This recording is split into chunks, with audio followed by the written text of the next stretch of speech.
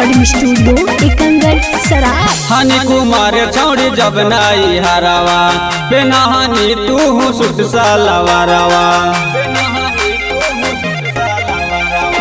हनी कुमार छौड़ी जब नाई हरावा बेनहानी तू सुट सालवारावा। हो गेला बियाह अब तोर आगे नी ससुरावा छौड़ी। हो गेला बियाह अब तोर आगे नी ससुरावा छौड़ी। लगा हो नला जो पेन के घुमाई पला जो छौड़ी। लगा हो नला जो पेन के घुमाई पला जो छौड़ी।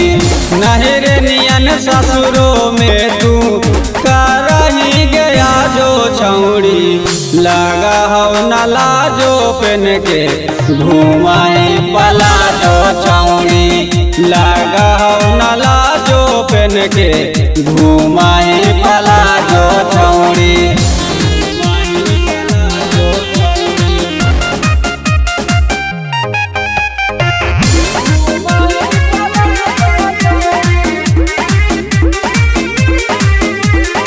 लगे कि माई बाप कुछ ना सिखैला गाओ अही तू बनबे हर गे। कैले ही छौड़ी सजनमो के बस में दूसरा बोले वाला के होगे। दूसरा बोले वाला के होगे। लगे कि माई बाप कुछ ना सिखैला गाओ अही तू बनबे हर गे। कैले ही छौड़ी सजनमो के बस में दूसरा बोले वाला के होगे। छोट बड़ के गे तू रख ले हाजो छौड़ी। लगा हो नला जो पेन के घुमाई पला जो छौड़ी। लगा हो नला जो पेन के घुमाई पला जो छौड़ी।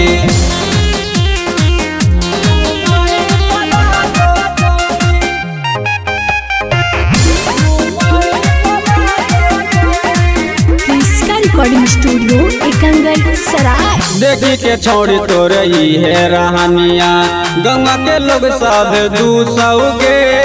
न तोर सास ससुर न तोर देवरवा के तोर बलम के मन खुश होगे।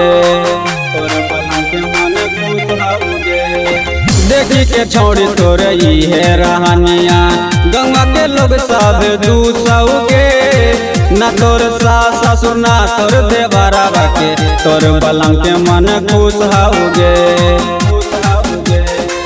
छोट राजा कहू तू सुधर जो गया जो छौड़ी। लगा हो नला जो पेन के घुमाई पला जो छौड़ी। लगा हो नला जो पेन के घुमाई पला जो छौड़ी। रिकॉर्डिंग स्टूडियो एकंगर सराय।